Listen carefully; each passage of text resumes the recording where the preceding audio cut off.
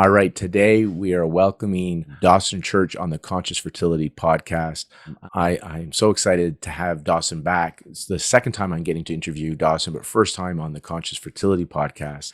You should know that he is a researcher, he's an author and a speaker, and he's made significant contributions to the fields of psychology and health. He is the founder of the National Institute for Integrative Healthcare, and his work has been featured in numerous academic journals, magazines, and popular media outlets. He has authored several books, and I hope he'll list some of these off. The ones that come to mind that I have read are Genie in Your Genes, Mind to Matter, and his recent book for me is The Bliss Brain, which explores the connection between the brain and well-being and offers a really unique approach for improving happiness and overall health. And he has several books, so I'm sure he'll reference these as we chat. And in addition to his work in health and wellness field, Dawson's also an expert in the use of energy psychology techniques, including emotional freedom technique. And he has a whole online school on this as well. And we'll put all the links to like his books and EFT Universe in the show notes as well. And he uses EFT for the treatment of a variety of mental health issues, which often contribute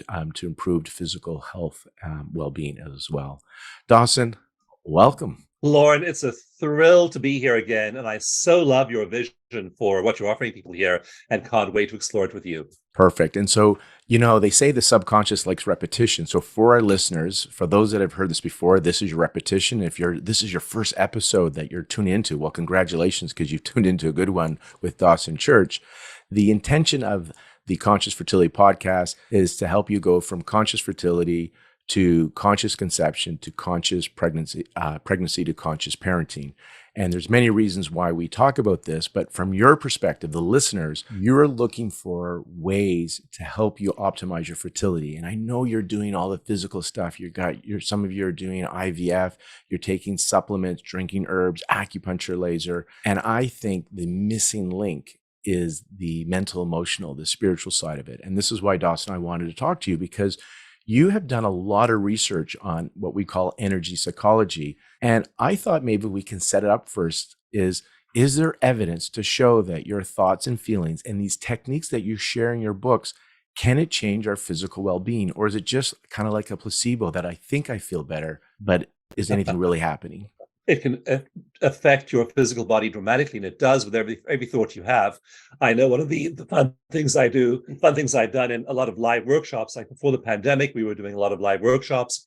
We do them occasionally post-pandemic as well, and we'll hook people up to a monitor. The monitor will be measuring a variety of things, but one of those things is heart rate variability, which is a really big important measure of stress. And we'll get people in a nice relaxed state. We'll have them doing EFT tapping. We're just simply tapping with your fingertips on a series of acupuncture points. We'll have them meditate and really get into deep states where their heart rate variability is very stable and they have a lot of alpha brain waves and their physical bodies are super relaxed, but alert, relaxed alertness. And then when they're in that state and they're hooked up to a monitor, again, it's either monitoring their brain waves or their heart rate variability or both, we'll then say, what's the most stressful part of your life right now? And you watch the monitor, Lorne, and it's absolutely stunning to see that in 1 second, their physiology changes radically. Their heart rate variability goes from being nice and smooth, like peaks and valleys that are very regular, to looking like jagged mountain peaks just jumping all over the place. Their heart rate, of course, goes up. We know as well from other research that their cortisol is rising, their adrenaline is rising. Cortisol and adrenaline, norepinephrine in normal quantities is healthy. We need cortisol, we need norepinephrine to function. It's really a healthy support for our alertness and for our well-being. Too much of it is corrosive inside your body. Too much cortisol, chronically high stress produces degradation to every single system in your body. And so the point here is that these changes are happening immediately based on thought and emotion. If I think about something that disturbs me and then I have a strong emotion around it, it just dysregulates everything in my body immediately. So our thoughts and our feelings have dramatic, instantaneous effects on our bodies, and they're the major factor in longevity and health span. The major factor. Like one study, I'm just going to mention one of just hundreds of studies like this. But this was a stunning one because this was looking at Alzheimer's disease. So this is fast forward to people in their 50s, 60s, and 70s. And it was a comprehensive study. It looked at every single risk factor. There's a gene called the apogene, which is a very strong genetic influence on whether you get Alzheimer's or not. Looked at the apogene, it looked at diet, lifestyle, relationships, all these things. And it measured all of these risk factors against the actual development of Alzheimer's plaques in the brain as people get older. And they found that of all these risk factors, this everyone from genetics to environment to hereditary, all of this stuff, they measured all of those risk factors, and one turned out to be the number one risk factor for Alzheimer's. And the number one risk factor was negative thinking. And the more negative thinking people had, the more their Alzheimer's plaques were deposited in their brains, and the effect scaled. The greater the degree of negative thinking, the faster Alzheimer's plaques built up in the brain. So we're literally either killing ourselves with our thoughts, or we're giving our bodies, our cells, life and energy with our thoughts, and the effect over time, because Alzheimer's is detectable in the brain about 30 years before any symptoms occur. So that person who has Alzheimer's symptoms at 60, they were doing things at 30 that are detectable in the brain. And often that thing they're doing is negative thinking. So absolutely, our thoughts, our emotions are having a dramatic effect on our lives. And they're adding or subtracting at least 10 years to our lifespan and health span. It makes me think of, I'm speculating the why, but I think of like systemic inflammation in the body can lead to chronic disease. We know this through research, and we can get that inflammation through chemicals in the environment, through poor diet. But like you just mentioned, the negative thinking, because when you have that stress, those stress hormones, the high cortisol levels, they lead to blood sugar regulation, they lead to inflammation. And over time, you start to have this systemic inflammation. And I'm wondering, maybe that's the plaque in the brain, because that's the body's trying to protect itself from inflammation. Just like in the cardiovascular system, cholesterol is trying to protect from inflammation. And tie this into fertility, we use the term loosely inflammaging. And inflammaging is this accelerated biological aging that leads to premature degenerative diseases. And I say premature fertility decline. And so when you're going to try to grow your family, you want to be as biologically young as possible. So we want to really relax or lower this chronic systemic inflammation. And I'm thinking your bliss brain approach is a great way to do that by changing or transforming those negative thinkings, those programs, into positive ones. And it's another way to bring the cortisol levels down, regulate hormones, bring down inflammation. Does this resonate with you? What do you think of that? Absolutely. I'm thinking back to a live workshop I taught years ago in Hawaii. And we had this group of about 40 people in Hawaii for a week doing a live retreat. They were doing a meditation method. I developed a very simple meditation method in 2008 called eco meditation. So these people, 40 people in a room, they were doing eco meditation in the mornings. They were tapping all day, releasing their trauma, releasing their stress, systematically letting go of all the psychological barriers that had been holding them back in the past. And one of the couples there was Jewish, and they had been trying to conceive for a long time. They were Orthodox Jews. They really wanted to conceive. Family is really important in the Orthodox form of Judaism. And so they had tried spend many years doing everything possible they could think of to conceive, and they had not conceived. And so they'd done IVF, they'd done all of these other approaches. And what I didn't understand until that workshop with these people, Lorne, just how desperate that some of the couples who want to conceive can be. I remember my best friend in high school went to university, and then he and his wife were trying to conceive as well. And they spent about 10 years, and they spent pretty much their entire savings. Every year, they were just doing so much to try and conceive this really desperate need to do it. And then again, this couple in this live workshop from Israel as well, so completely focused on conception. And eventually they did something that worked. And what they'd done a few years before was they'd learned EFT. They learned this tapping method, and they'd begun to release their stress. And they had a lot of stressors in their lives. They had a lot of stressors in their marriage. They had a lot of stressors in their extended family. And so they had begun to really address that stress, and their levels of stress had gone down. So we know when your psychological stress is going down, your cortisol's going down, your adrenaline's going down, all kinds of things like the ratio of hormones like serotonin and dopamine in your brain is changing. And so all these shifts are happening. As you mentioned, inflammation's going down. When inflammation goes down, immunity goes up, and all kinds of good biological factors increase as inflammation decreases.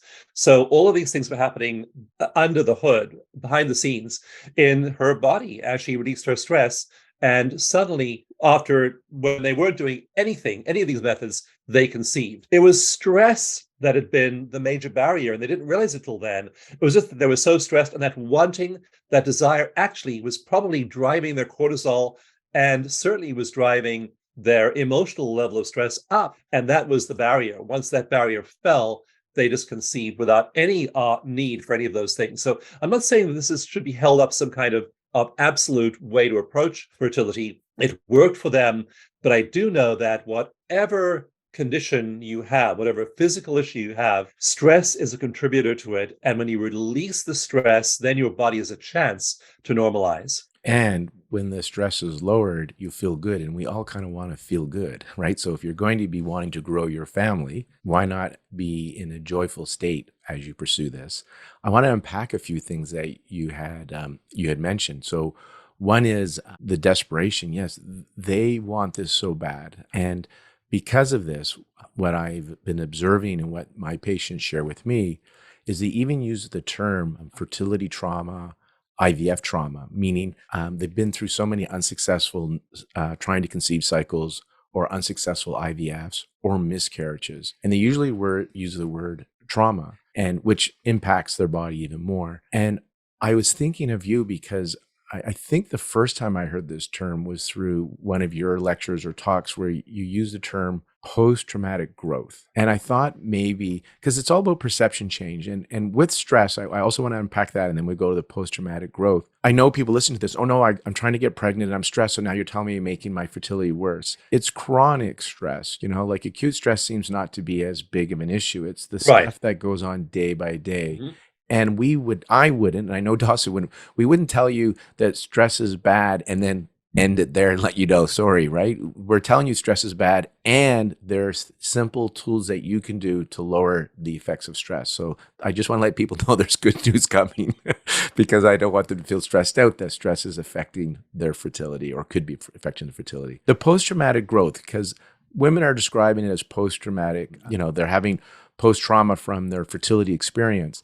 How would you think that, knowing your experience and what these women and men are going through, how can this be turned into a post-traumatic growth experience to help optimize their mental well-being and also their physical well-being? Yeah, so one of the big questions in PTSD research, traumatic stress research, has been, why do some people go through the same events and not get PTSD?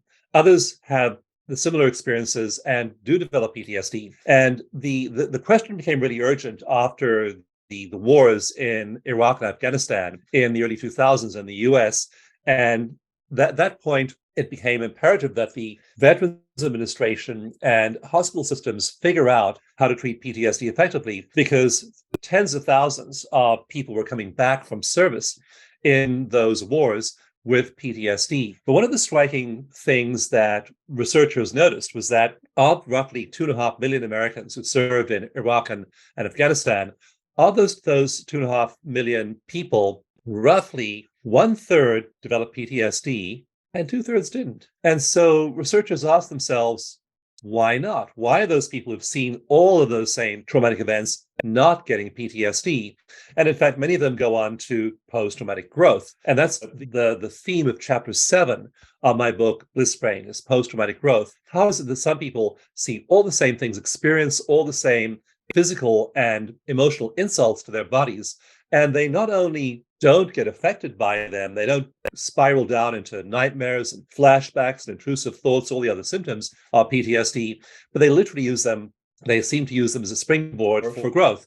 And it turns out that the main influence there is childhood trauma. If people have childhood trauma that's unresolved, that tends to result in PTSD if they have either had a fairly decent childhood with secure attachment and no major life events, or they've done the inner work. And so we can have had terrible childhoods. We can have had childhoods that predispose us to PTSD. I know by the time I was 12 years old, I was just entering my teenage years. Not a week went by when I didn't think about suicide. I just didn't want to be here. I just wanted to find some way of offing myself and not having to deal with my life. And I had just a lot of upheavals in my early childhood, and left me as a teenager, as many teenagers are, depressed and suicidal. And so we find that many people are that way and enter adulthood that way. And those people tend to go on to develop PTSD. But if you're able to heal, and tools again like meditation, like EFT, there are lots of others as well, all these physical therapies like body-based therapies, EMDR is really powerful. And EMDR is basically a lot like EFT, except you do it with a therapist, a mental health professional, usually in a one-on-one setting. EFT is used mostly as self-help. So people who are resolving their adverse childhood experiences, we know from the adverse childhood experiences study that not resolving them leads in adulthood to increased heart disease, diabetes, hepatitis, cancer. All the major diseases of adulthood are far more prevalent in people who have adverse childhood experiences. So you want to go and heal those experiences. And we have people do it proactively. We say, okay, learn EFT, meditate, do grounding, spend time in nature, do all the things that support you, and do them in response to today's life stressors. But go get a therapist. Work with an EFT practitioner, work with somebody intensively, and then go heal your childhood, and do it proactively. And in my book, I wrote a book when my wife and I were expecting our first child. I was having these wonderful, very, very deep meditations and spiritual experiences, and I looked around for books on conscious parenting. Now, this is 1988. And there weren't any. There wasn't a single book on conscious parenting. So I wrote one. In fact, I would tune in every day to my unborn son, and I would commune with him on those levels. And it's a wonderful ability we human beings have. We don't have to live our lives at the level of local reality. And in my books, especially Mind to Matter, I begin the first chapter by talking about local reality. And local reality is all the stuff around me. There's a microphone down here, which you can't see. There's a poster I had made by an artist behind me, which you can see. I decided to wear a red shirt this morning, blah, blah, blah, blah. That's all local reality. But there's non-local reality. And when we tap and release our stress, when we meditate, we enter into these elevated states. So I was with my son in the womb. I was entering into those elevated states. I was tuning in to these high states of consciousness and being there and spending time there in meditation.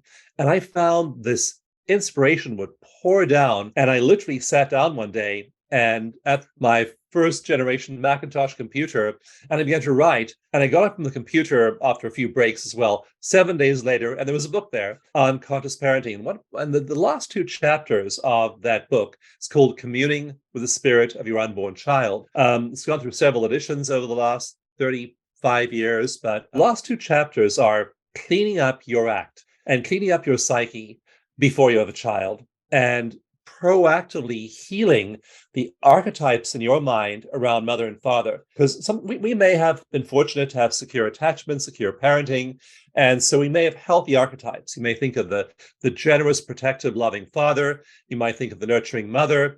But for a lot of people, where there should be those healthy archetypes, there are archetypes of vindictive, angry people.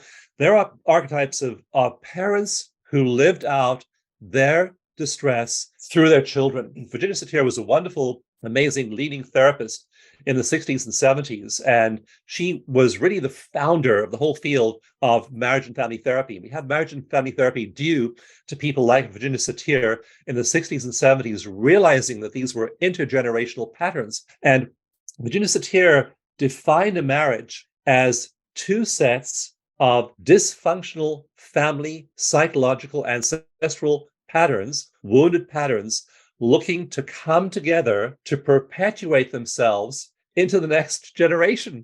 And so many of us were raised this way. We were raised as the projection of our parents' deficits, fears, and all the stuff that was passed through your ancestral line, a lot of it which makes no sense to you today, no sense to your psyche, and is driving your cortisol high, is making you stressed, and it isn't even yours. It belongs to your great grandparents and their great grandparents, and goes back to when your distant ancestors 100,000 years ago or 100 million years ago were highly adaptive, because if they were stressed, they tended to live. They were really alert to all the stuff that was going on in the environment. And then if they weren't, they died. So all the happy people got weeded from the gene pool. All the people who were hypervigilant to threat survived. So those with a high stress response survived, and those that weren't died. So here we have this highly developed stress response, and those highly developed, there are none of the stressors that were there for our ancestors today. So we have these relatively peaceful, secure lives, and we have this heightened stress response. And so what that's doing is that's making us far more stressed than we need to be. And so Virginia Satir was saying we're bringing forward these old patterns from our ancestry. And when you're having a child, you have to make a real decision.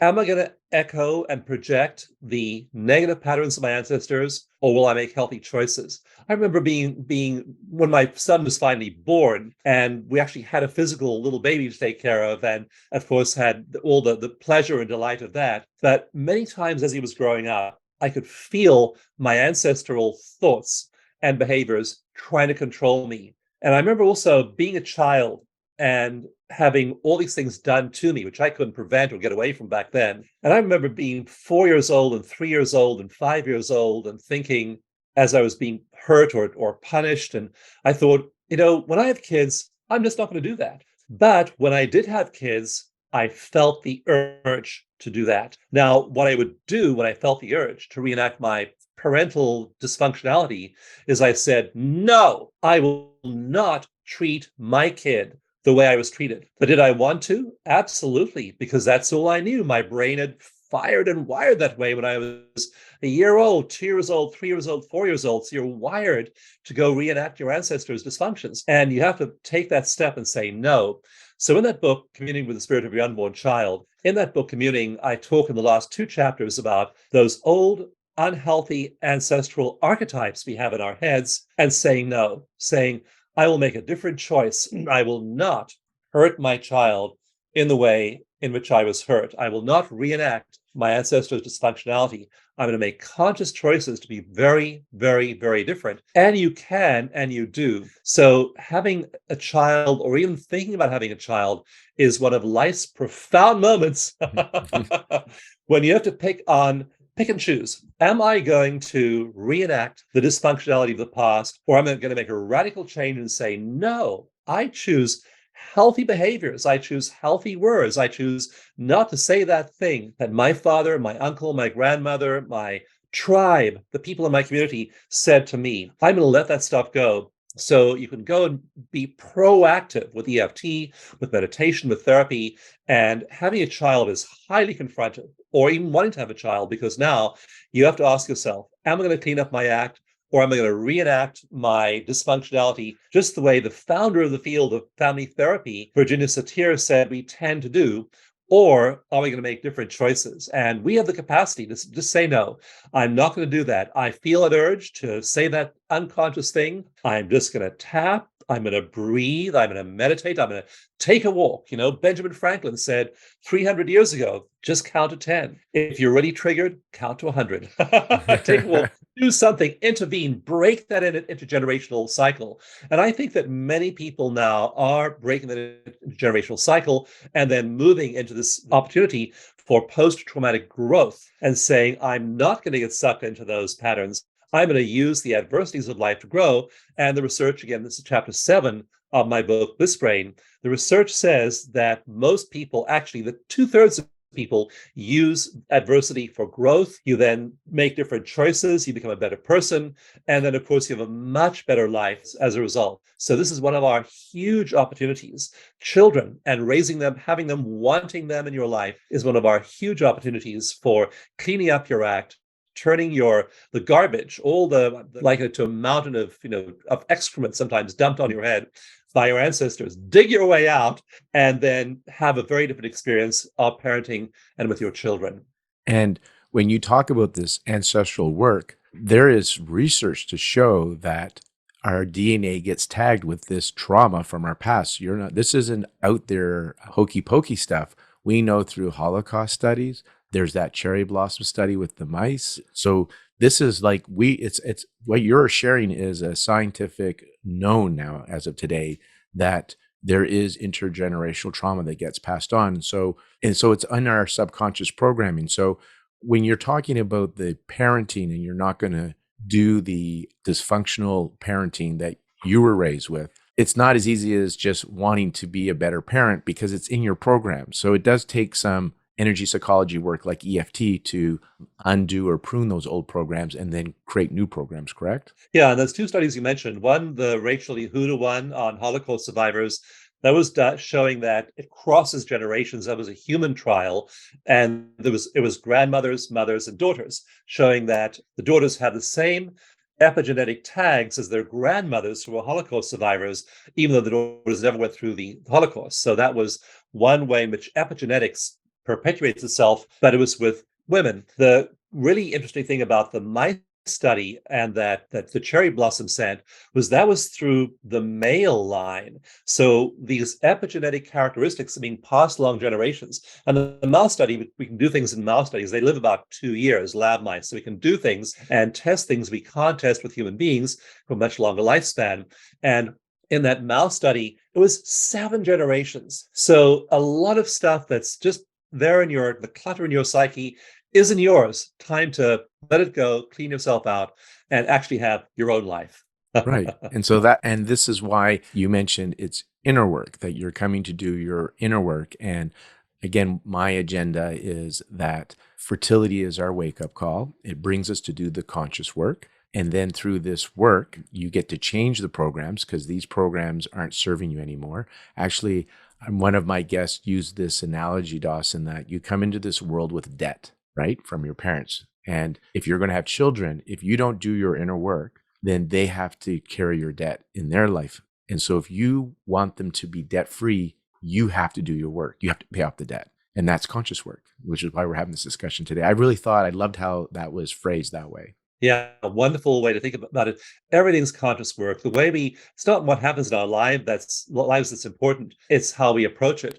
And in chapter 1 of Bliss Brain, I tell the story of how I woke up one night and it was 12:45 a.m. and I looked out the window. There was a glow on the horizon, and that's not good when you live in Northern California. And I walked outside and there was a wildfire just tearing down the opposite hill toward our home. And I just yelled to my wife, "We're getting out of here right now." And she was just freaked out because I never yell. I don't raise voice usually. I was very, very loud and very, very clear about that. And we literally sprinted, threw on some clothes, grabbed our car keys and cell phones and drove out as the flames were starting to consume the property. And it was a shattering experience because we lost everything. We lost literally absolutely everything we had except for our car and our phones. And just everything else was gone. Our office was consumed in the flames. Every single thing, all the antiques from my family, there were from the 1700s, everything, photographs, there was just nothing left. We got photographs from a friend who got into the property a few days later, and they just showed a concrete slab with some ash on top. That's all that was left of the property. And so we went into this period of, just intense turmoil, having to deal with losing everything and almost having lost our lives, and a lot of people losing their lives in our community. Not only were 5,400 homes destroyed that night, but the turmoil afterwards was extreme. And on the night of the fire, a couple of dozen people also were killed, including 8 of our neighbors. They burned to death in their homes. So it was a horrible, horrible experience, horrible part of our lives. And we then had to spend the next couple of years. It was very, very, very difficult. And we needed treatment. We needed therapy. We needed energy psychology ourselves. So we did a lot of work on that. And I tell the story. And then the year after the fire is kind of the first chapter of my book, Bliss Brain. But then again, I talk about post-traumatic growth. And what's not recognized is that after a loss like that, you can get sucked down into flashbacks and nightmares, or you can use it for growth. And I was meditating very deeply in the years leading up to the fire and kept on doing it in the years after the fire. And it was so powerful to move into that space. And there's a picture of me in the book sitting there in meditation, because chapter 2, I explain to you what we feel, what mystics feel in meditation. And it's profound. You literally are leaving local reality and becoming one with non-local reality. And that picture is me sitting there totally blissed out. I'm smiling. I'm just in such a deep meditative state. My wife took the photograph while I was meditating one day after the fire. And I wrote the book, Bliss Brain, partly to explain to people that you can reach ecstasy and be in these ecstatic states, and it can be after you've lost everything. So it's not that you're dependent on outer circumstances. That photograph was taken, and I wrote the book the year after the fire, explaining you can lose everything. So your happiness is not dependent on whether you keep your stuff or lose your stuff, whether you have a child or don't have a child, whether your job or your marriage or anything works. You can learn to be in that state of not just well-being, but ecstasy despite it all. And that's the potential all of us have. So we are making choices every day. And those choices then are having an effect on our outer life. And you don't have to make things perfect out there. When you decide to make things perfect in here, when you just decide to move into elevated states, now you have to deal with trauma. And the reason I teach both EFT, which is the quickest trauma clearing technique I found, and you can do it yourself as well. A lot of it you can do yourself. You need a therapist if you have deep trauma, but a lot of smaller items you can take care of just tapping yourself. But I teach EFT to release trauma. If you don't release trauma and you move to those elevated states, the trauma lingers and produces unwanted effects in your life. So you both go to the base of Abraham Maslow's hierarchy of needs and deal with survival issues, which are trauma related, with tapping. And then that frees you to move to elevated states of consciousness, entering non-local mind. And in those states, Lorne, I was talking to another mystic yesterday, and it's just extraordinary. This guy basically has set up his life so he never really has to come down from that. He has no real physical or material needs. He's taken care of on the material level.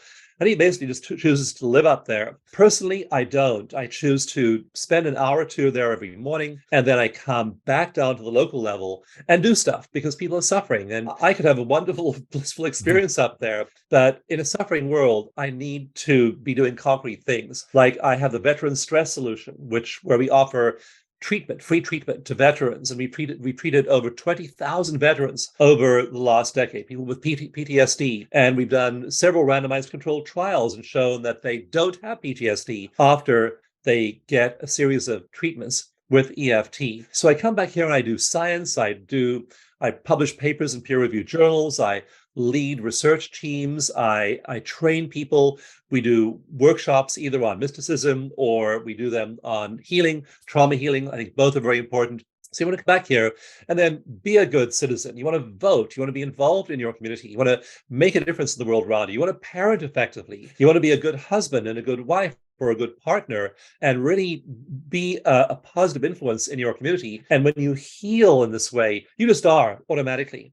And research in my book, Mind to Matter, I have a whole chapter 2, on what happens when we heal. And when we heal, automatically, we affect everyone else around us. We don't have to go do a lot of stuff for our neighbors and their neighbors, because just by healing ourselves, as we become happier, there's this phenomenon called emotional contagion. And good feelings, happiness is literally contagious. The people around you catch it from you. Right.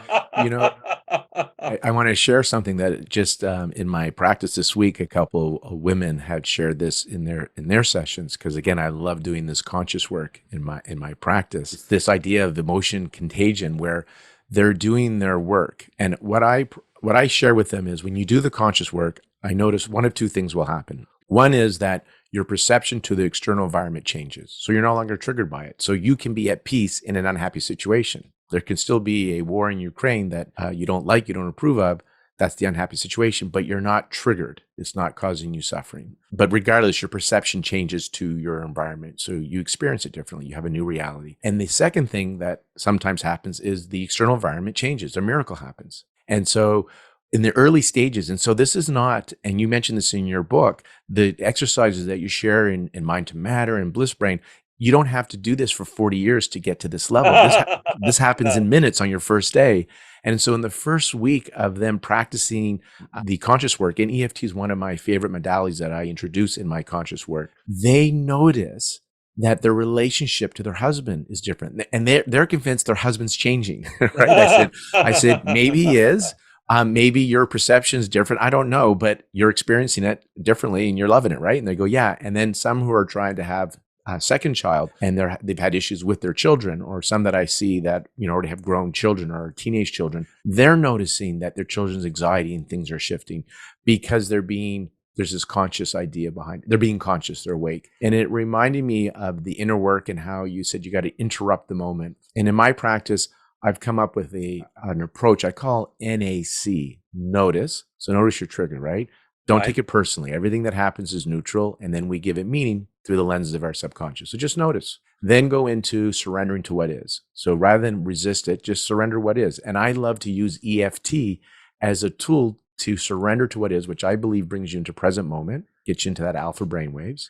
And that's where opportunity exists. You're now in the moment, right? When you surrender to what is, you go from if your emotional state, negative state is like at a 9 out of 10 when we do the subjective measurement with EFT, and you surrender, eventually it goes down to a 1 or a 0. And then you go into choose again. And that's what you're calling the non-local. Okay, now that you have this sense of peace, you're in a sense of relief, how do you want to be? And so can you dismiss your local reality, what's going on with you right now, and can you imagine as if you have what you want now and start to get into that bliss state? So I call that NAC, and get into their inner work. What I found great from your work and what they're experiencing is, though, again, is as they do their inner work, they start to have that, as you call, emotion contagion. And that interruption, why I love it so key, it was Viktor Frankl where I had my aha moment. He's a famous psychologist, the author of, what is it? The Man's Search for Meaning. Man's Search for Meaning. And his idea where he says there's a moment, and in that moment, you either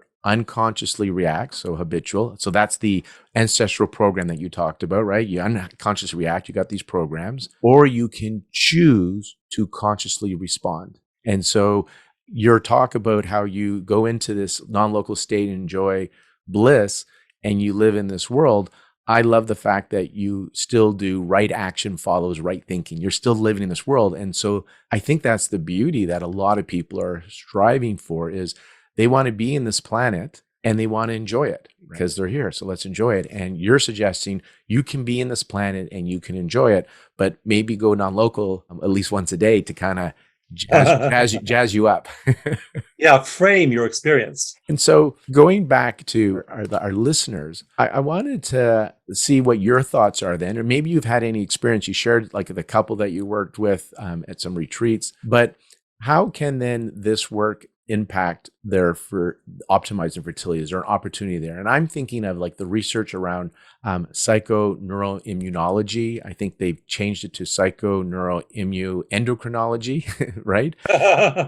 Are you aware of that kind of research? And can you kind of share, like, because I know in one of your books, the genie in your genes, gene expression impacts your fertility, right? And the immune system, in fact, impacts your fertility. Inflammation and blood flow can impact your fertility. I'm not suggesting that stress or anything is like if you do this, it will work, or if you do this, it won't work. Like, I'm suggesting these are things that are tipping the scale. And that's what everybody is looking for. Can I tip the scale in my favor? Yes.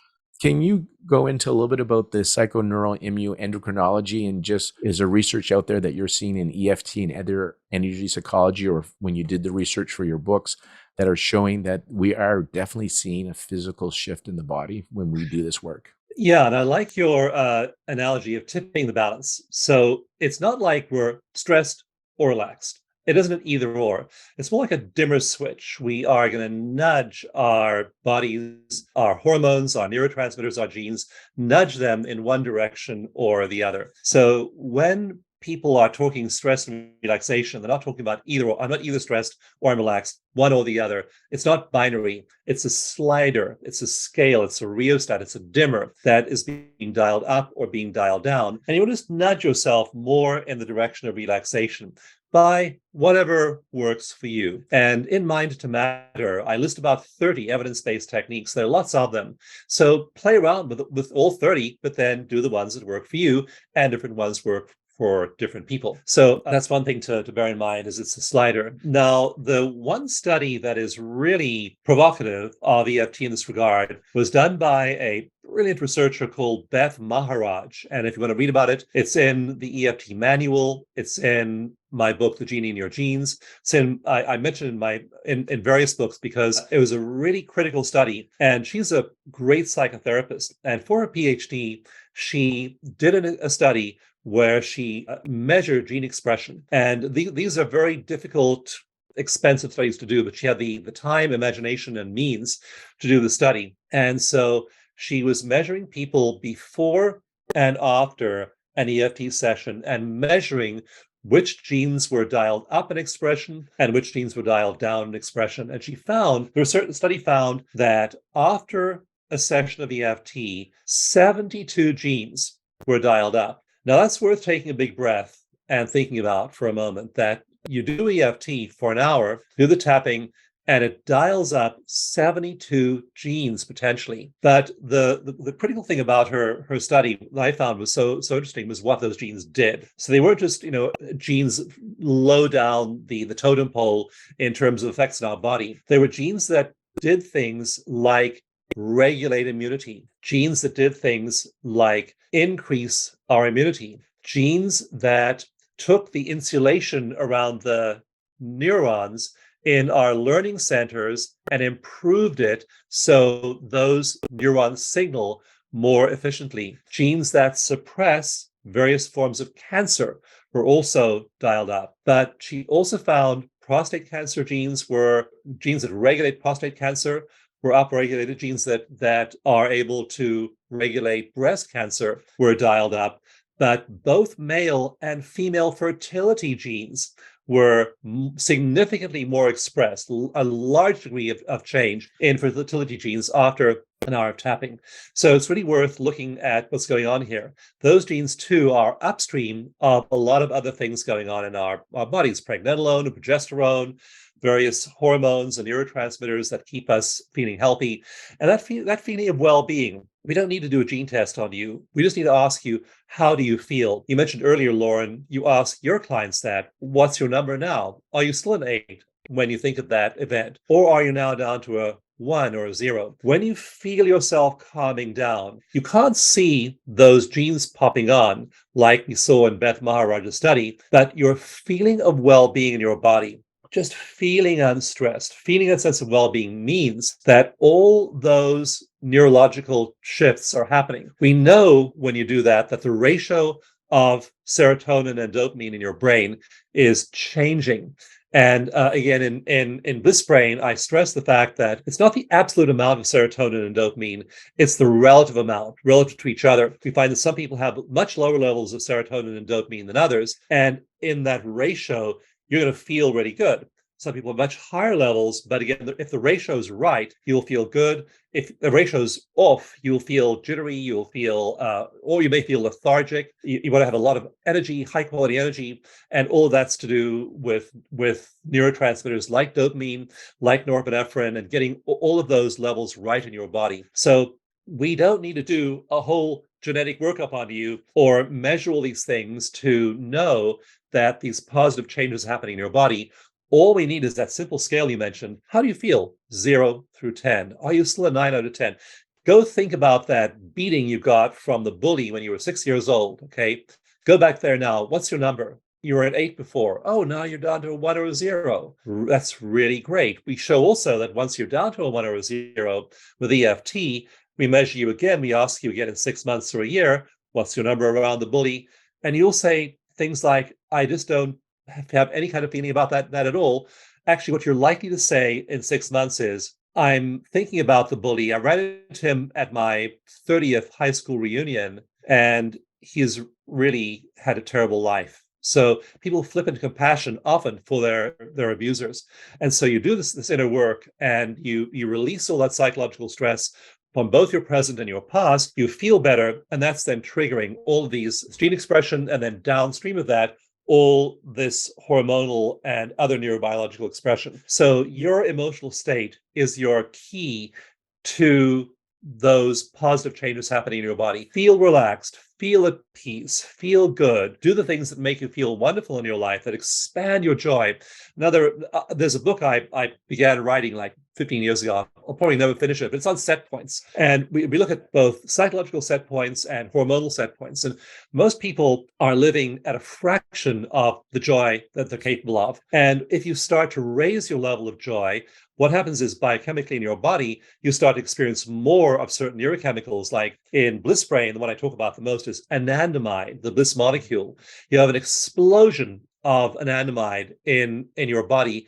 It has the same chemical composition as THC, which is the active ingredient in marijuana. So you're getting lots of this THC-like euphoric compound in your brain.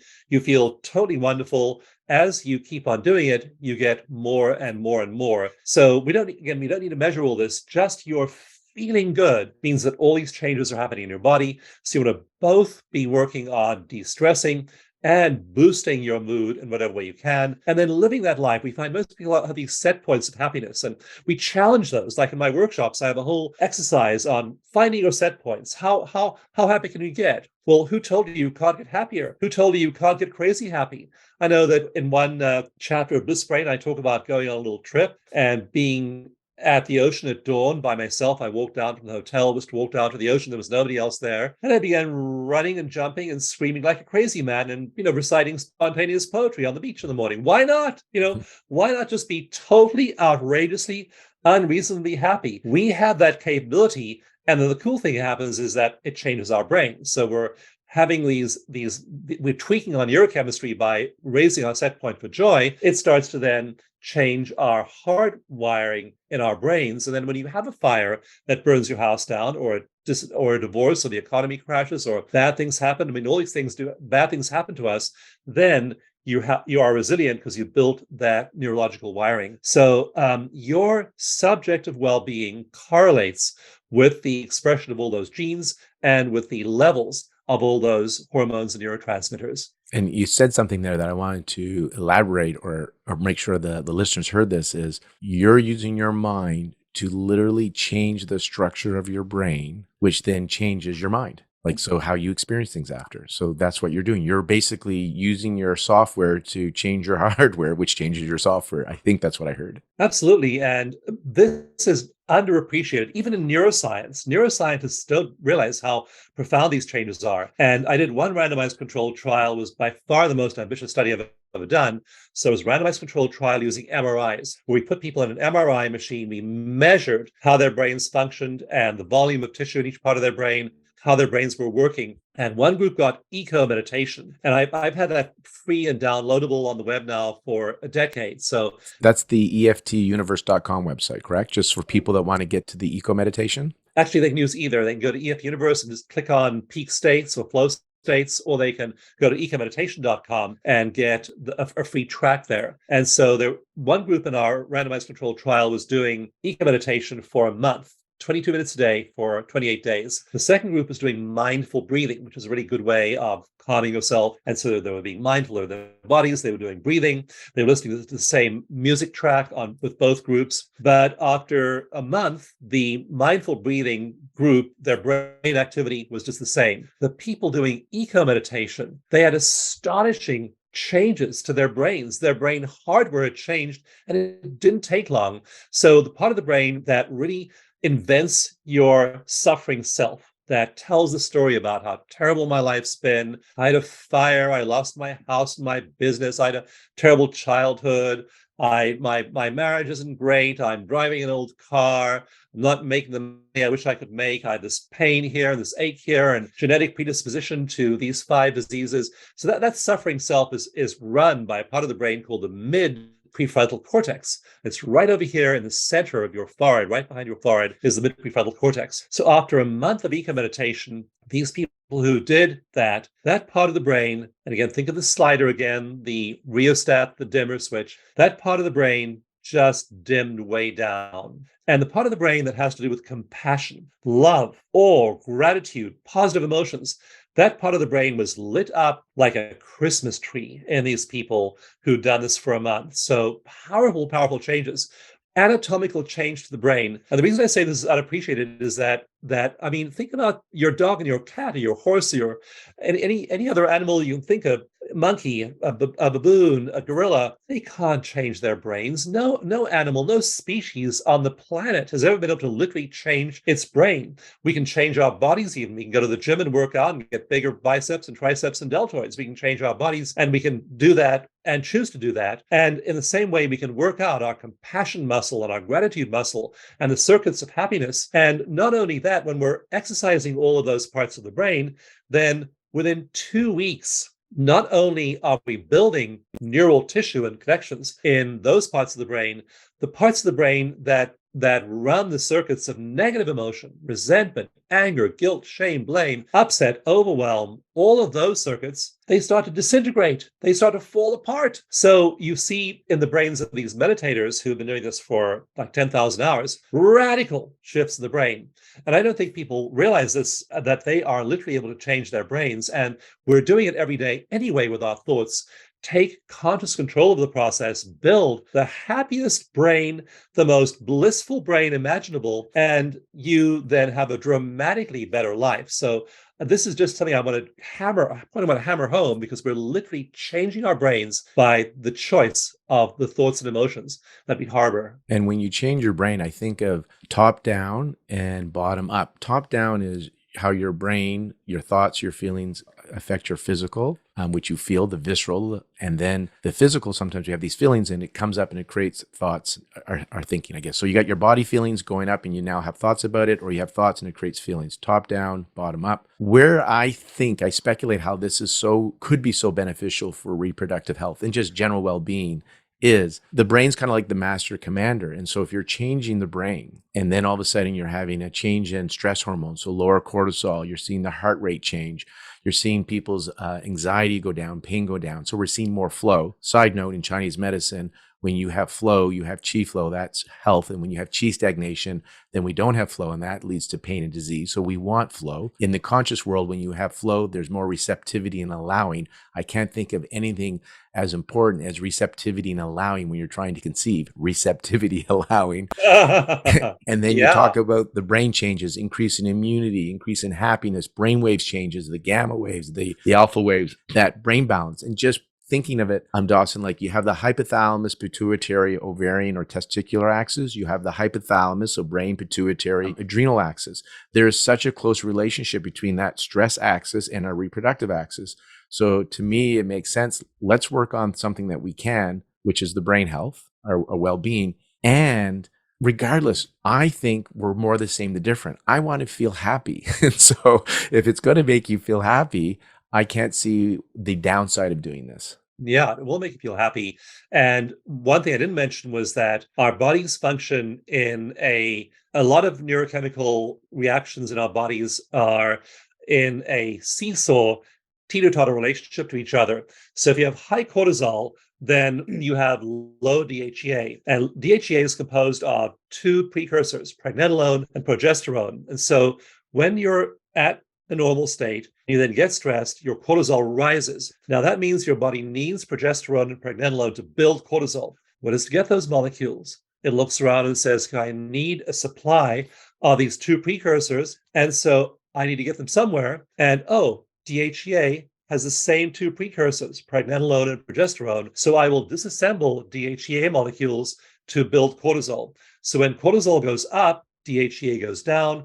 When cortisol goes down, DHEA goes up. And DHEA is our main cell communication and anti-aging hormone. It's the most ubiquitous hormone in the body. It just assists in all kinds of processes in our body. And so you want to have high DHEA and low cortisol. So Dawson, one of the drugs that they will try in women that have had low ovarian reserve is DHEA. They give them DHEA high doses.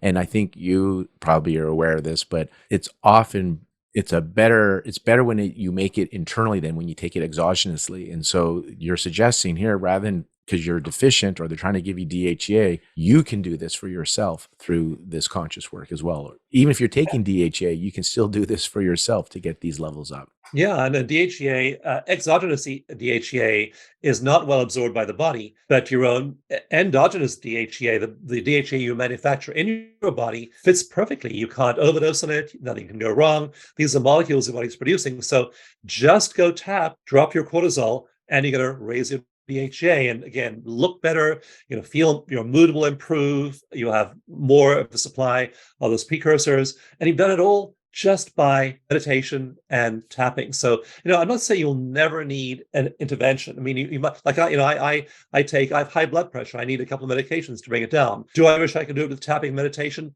Absolutely. Can I? Been there, done that. It worked fairly well. I need a medication still. Do I occasionally need a prescription? Might I need surgery? You may need other stuff as well. And why not just make the full range of options available to yourself? But for goodness sakes, do the natural ones. Do the ones that are under your control. Lower your cortisol, raise your DHEA. You do that by a few minutes of tapping, by meditation in the morning. And those things are completely safe, they're completely natural, completely under your control, improve brain health, improve brain function, improve overall physiological function, and make you feel fantastic. And that's really what you want to do, where you want to be. And then kind of because I know for time, just closing, I always think of conscious work is about learning to love yourself, learning to accept yourself, have that relationship with yourself. I'm curious kind of how you would kind of think of conscious work and this inner work that people are doing, because it starts for some people thinking this is going to be a lot of shadow work, this is going to be really difficult, and they're pleasantly surprised when they take a playful approach that this is a positive experience. So I just say, conscious work is about caring how you feel. Being awake and aware is caring about how you feel. And I'm curious kind of what your interpretation or thought is on that. We can look at that through the lens of fertility and conception as well, because this is something you want. Like, you want certain things in your life. You prefer things be a certain way. And it's fine to have those intentions. It's fine to have a vision board. It's fine to have affirmations. It's fine to have desires. And you then move to the place where you make yourself completely content with the way your life is right now. Do I want something? Would I prefer something? Yeah, absolutely. I prefer things to be this way. I prefer that I conceive. I prefer that I carry that fetus all the way to birth and have a healthy baby. It's preference. But can I be completely 100% content with where I am now, regardless of what happens? If you do that, you've lowered your stress and you've helped your body, and you're happy regardless of where you are. You find in that space that a lot of things you thought you had to have for happiness, you just don't need. And you would prefer that things be a certain way, and yet you're totally okay with the way things are. You're accepting the way things are. You just don't get what you want sometimes. Things don't work out the way you want, and you are completely at peace, completely happy either way. Now you're doing your body the most possible good. You're aging in the slowest possible way. You're being content. You're being full of love. You're being full of happiness. And you just expand that sense in your life. One of the really cool studies I looked at, as I wondered to myself, we see the studies of brains of monks and nuns who are doing these practices long term. We see their brains changing. So I thought, let's see if there's an end point. Is there a point at which they're just so happy you can't get any happier? I asked that question. I love science because I didn't know the answer to that question. Is there an upper limit for our ability to be happy? And we measure happiness on an EEG. We measure it with gamma. If you have a good foundation of the slow brain waves, delta and theta, you have plenty of alpha waves to bridge your conscious and subconscious mind, and then you start to have flashes of gamma. So these monks and nuns have huge amounts of gamma, and it's the wave associated with creativity, with resilience, with positive emotion. And so we wondered, it was the big research question here is, do you get to a certain point where you're just on the mountaintop and there's no place to go? And so there's a study of monks who have enormous amounts of meditation time under their belts, like 40,000 hours. 40,000 hours they've spent. I mean, that's like a 40-year career in meditation. And there was a study that compared those to monks with an absolutely insane amount of hours, an average of 63,000 lifetime hours of meditation. And they found that even between 40 and 60,000 hours, the brains of those monks were changing. Their amygdala the fire alarm of the brain that is the key to your stress response being transmitted from the emotional center into your body. The amygdala in those 60,000-hour monks was just shrinking up. It was shriveling. It was atrophying. It just hadn't been used for years. Their craving center, the center that responds to cravings, their nucleus accumbens, that part of the brain had just shrunk. They just didn't desire anything. So the wonderful thing about this is loving yourself, being happy. There's no point at which you're just so happy you can't go any further. We're showing that that gamma keeps expanding, and over even the course of a lifetime, people get happier and happier and happier, more and more and more content. Their brains change much more and more. And then, of course, all of us are going to age. Our bodies will die. How do they approach death? And you find in many of these kinds of spiritual cultures, people approach death with equanimity. And we're all going to die one day. And so it's an inevitability. And so in these cultures, people, for one thing, don't tend to be sick near the end of their lives. We look at the studies of these people at the end of their lives, and they're usually fairly active into their 90s, over 100 very often. And then usually within a very brief period, they'll simply, in a few weeks, they'll get less energetic, and then the body will die. So you have a much better life. You're happy. You have a very long health span. When death comes, it's easy. So there's no upper limit to happiness. And I encourage you to just dump your limits. However happy you think you can get, let it go. Whatever you think you need for happiness, you can have your house burned down and lose everything. I guarantee you, you can be in bliss. You're a living None example of this of is that. an obstacle to happiness. And that's what I want you to give yourself. And you had said something, so there's no upper limit. And one of the things that you shared that I want to tie in for our listeners as we wrap up, and then Dawson, I'd love you to kind of list out some of the places for them to connect with you with the meditations, these resources, because you have so many resources, and we'll include them in the show notes. But just for the listeners, Dawson had said something at one point where you have this desire, like in this case, you want to grow your family, but you come to a place where you're going to be okay, whether you have a child or not. And every woman I have seen for conscious work, and I use tapping in my practice, but it's not, I have many modalities. And so it's just my favorite. They call it tapping for fertility. Can we do tapping for fertility today? Is what they call. But when I share that with them, that they're going to come to a place, and it's been my experience with patients that they come to a place where they want the baby, but there's no longer this lack of baby or desperation. And they say, I'll be okay, whether I have baby or not. I still want it. Now, these women, and there's only a handful of them that say this, they've gone on to have a baby, which is quite naturally, was quite fascinating. But every woman, when I say the work, and it's work. So when Dawson says, choose to let go, choose to love yourself, that's it. You have to set the intention. So that's step one. But I call it conscious work because it's work. It's practice. It is a skill. So just so you know, you can't just say, okay, I love myself, and then you're loving yourself. There is a practice to it. But they all say at the beginning, no, I can never see myself being at a place where I won't want this baby and I'm okay not having this baby. And which that's the first thing that we work on in accepting, to accept yourself as the person who really wants this baby. But I wanted to share it because I picked that up, Dawson, when you said you want this baby, but be okay whether you have it or not. For the listeners that are listening to this, I know you're thinking, no way. And I will share with you that the women I've worked with, and like Dawson said, use other stuff. The women I see with the conscious work, some of them are still doing IVF. We're using low-level laser therapy and acupuncture and herbs and nutritional IV. We're doing things to support them. But on that journey, when they start, they're like, there's no way I'll have to have this baby. I'll do anything I can to have this baby. And with the conscious work, when they have that transformation internally, they come to a place where they're like, I know what you mean now. Like the desire does not stop, but it's no longer a suffer. They're not suffering anymore. And that's what you were sharing there. Absolutely. I prefer my life this way. I love my life, however it is. Yeah. So Dawson, how can people connect with you? You got so many resources that can help with changing that brain, rewiring the brain, and developing bliss, which I think will optimize your not only mental state, but your physical well-being. Can you share some of the places that people can, or where you think people should go to connect with you and get some of these resources? Yeah, the first thing to do is to go to my website and download the free EFT mini manual and download a free eco meditation track. And that URL, that website is tapping, just the word tappinggift.com. So when you go there, you'll get the free EFT mini manual and just try it out for yourself. Just think about something that stressed you out recently. Do the tapping routine I describe in the book, this little manual. This is a brief 60-page manual. Read the manual, think of something that's stressing you out, tap on it, and just use the numbers that Lorne is recommending, 0 through 10. How do you feel? Usually your very first experience, you're going to be absolutely amazed by how quickly tapping will bring those numbers down. And then meditation is really important. And you can get a meditation track, that same track that people used for that study that showed that their brains changed in a month. That track's also at tappinggift.com. So tappinggift.com for both the manual and the meditation. And then work with a practitioner. So things you need help with, need support with, work with a practitioner.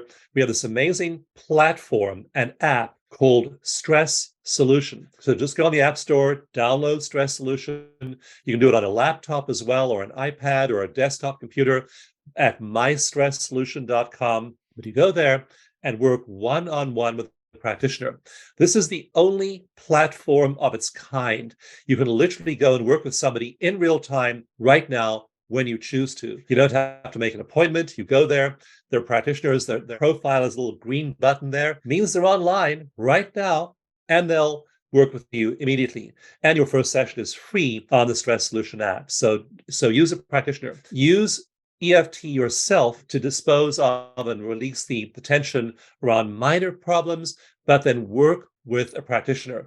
Also on our website, if you go to tappinggift.com, you'll be on our website. There you'll find all of our practitioners. Many of them specialize in birth and fertility. You can do a series of sessions and release all the obstacles to that. That woman I talked about, that is Israeli woman, when her child was being taken care of by daycare in the hotel, but the last day of the workshop, she had her daughter with her. She held her up and showed her to the whole room and said, "This is the miracle baby." This is the miracle baby. I want to show you the miracle baby that happened when we started to tap and we had our daughter. So work with a practitioner and work with somebody who's skilled in this, and they'll help you navigate all those issues and let go of any stress that's holding you back from those goals. Love yourself, take care of yourself, and then just do all the things that we recommend here on the show.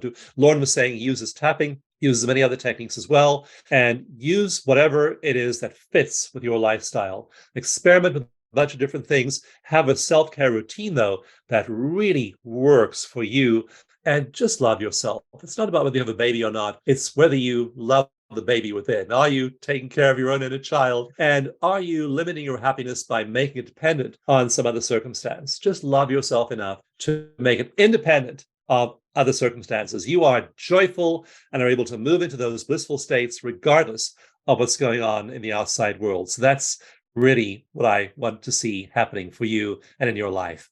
Beautiful, Dawson. And I got to share one little quick story, because you said something about when you do the tapping, you'll be amazing at how good you can feel, how quickly. And recently I was working with a woman with fertility, and one of the emotions came up was shame for her. And I didn't communicate the tapping process clearly enough, because I'm asking her to feel the feelings of shame as best she can as I'm tapping. And at the end of a few rounds of tapping, I go, any other feelings or emotions come up? And she goes, well, I feel a bit like a failure. And I go, why? And she goes, because I couldn't do it well. And she goes, what? I go, what do you mean? She goes, well, I started a 9 out of 10 of shame, but you kept on asking me to feel the shame and it went away and I couldn't make myself feel shame. And I said, the tapping worked.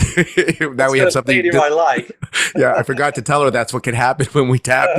It goes from a 10 to a 0, because she was trying so hard to feel shame and she couldn't feel it anymore. And then a new program of disappointment came up, or failure. And so we got to work on that. But I thought that would be a quick ending to let you know, or to share with you how impressive it is for some people when they do this work on their own, or when they work with a practitioner. Do check out Dawson's resources. They are fantastic.